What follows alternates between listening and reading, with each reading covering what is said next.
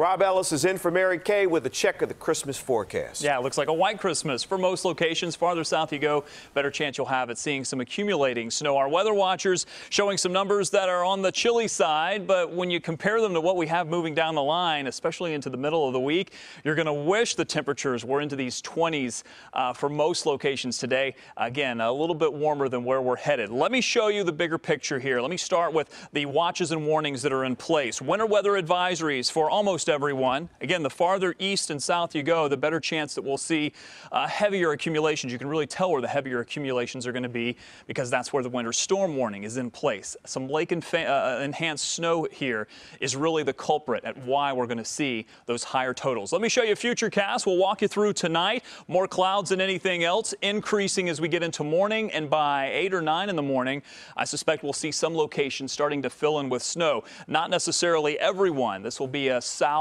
to north kind of transition, and many locations a little farther to the north may not see any snow at all, at least through about midday or so. I do think you'll see a few snowflakes here and there.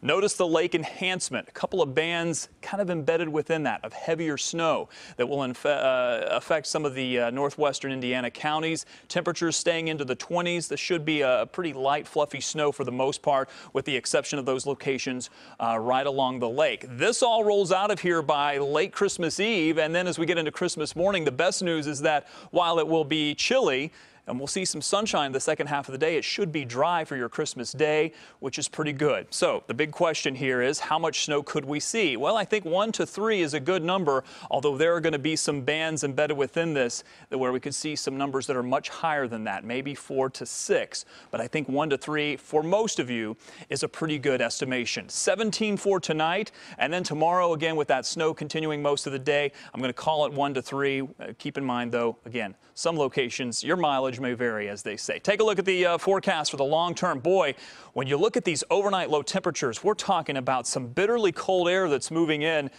after this system rolls on by. So your daytime highs will really struggle to get to near 15, and the overnight lows, there are a couple of spots that are going to be below 0. Mark my word, it is going to be cold, and it stays with us into the weekend.